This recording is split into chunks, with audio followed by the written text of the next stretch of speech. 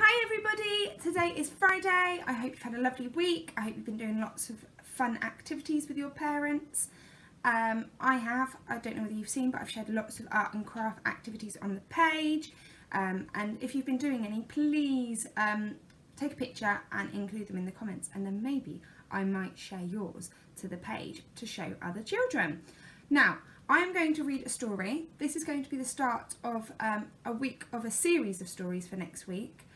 And today's story is a Little Miss story, but next week is going to be a Little Miss and a Mr. Men book week.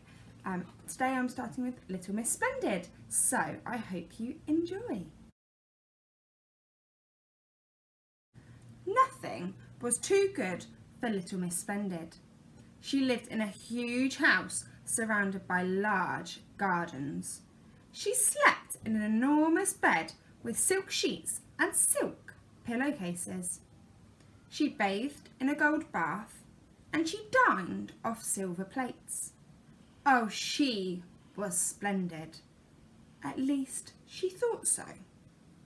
Little Miss Splendid thought a lot of herself. In fact, she thought about little else. One day, while taking a stroll around her gardens, Little Miss Splendid came upon a small door in one of the walls. She'd never noticed it before. I wonder what's through here, she thought, and opening the door, she stepped through.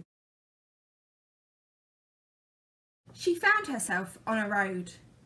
Along came Mr. Small, out for a short walk. Good morning, he remarked politely, raising his hat. Little Miss Splendid stuck her nose even higher in the air and walked past him as if he wasn't there. What a common little man, she thought to herself. She came to a bus stop. Mr. Happy and Mr. Daydream were waiting for a bus into town. Hello, grinned Mr. Happy. Who are you? I, she replied, am Splendid. Oh, said Mr. Happy. Are you going to catch the bus? Asked Mr. Daydream.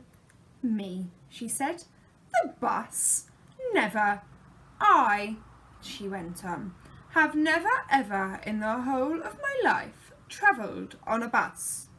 An expression of distaste crossed her face. You have to sit next to people on buses, she went on, and that would never do. Oh, said Mr. Happy and scratched his head. He couldn't think of anything to say. Miss Splendid walked off with her nose very high in the air. Miss Splendid arrived in town. She looked at herself in all of the shop windows as she walked down the street. I must say, she thought to herself, I do look absolutely splendid. And then something caught her eye. There, in the middle of the window of the hat shop, was a hat. Not just a hat and a half. The most magnificent, sumptuous, desirable, gorgeous, spectacular, amazing, splendid hat you've ever seen. Miss Splendid marched into the shop. She snapped her fingers and a saleslady hurried to her side. Good morning, madam, the saleslady said. Miss Splendid ignored her. Can I help you? I, announced Miss Splendid, wish to try on the hat in the window. Miss Splendid looked at herself in the mirror. Magnificent, she breathed. I look absolutely magnificent. I'll take it, she announced. But don't you want to know how much it costs? Asked the saleslady. Costs? Queried Miss Splendid loftily. I'll never discuss money matters. Send me the bill. And she marched out of the shop. Little Miss Splendid stood on the pavement and held up her hand. Taxi! She announced in a loud, important voice. A taxi stopped. Take me home, she ordered, and went to get in, but of course she couldn't. Her hat was much too large to fit through the taxi door. "Driver," she said, "you should purchase yourself a larger taxi. In the meantime," she went on, "I shall walk." The taxi driver grinned. Little Miss Splendid walked along. "Perhaps it's better to walk," she thought to herself, "so that everyone has the chance to admire my magnificent new hat." But then it happened. It started to rain.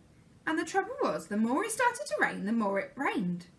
And the trouble was, the more it rained, the more Miss Splendid got wet. And the trouble was, the wetter she got, the wetter her hat got. What a sorry sight. Don't you agree? The bus, on its return journey from town, passed her. Mr. Happy and Mr. Daydream, on their way home and sitting in the dry, looked out of the window. "I say," remarked Mr. Happy, looking out at the bedraggled figure trudging along in the wet. "What a splendid sight!" Mr. Daydream giggled. "Splendid," he agreed. Miss Splendid looked anything but splendid, arrived home. However, after a hot bath in her gold bath and after a boiled egg in a gold egg cup, eaten with a silver spoon, she felt much better.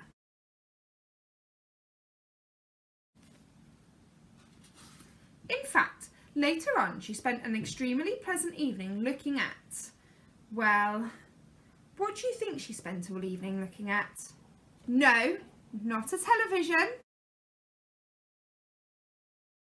Herself in the mirror.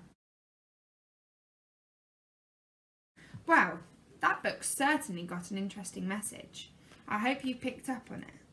And it's also got some very interesting words that maybe you and your parents can talk about. What does splendid mean? What does magnificent mean? Maybe you could find out and let me know. But I hope you enjoyed today's story. Please subscribe and like the page on Facebook at www.facebook.com/isolationstationforchildren, and I'll see you later. Bye!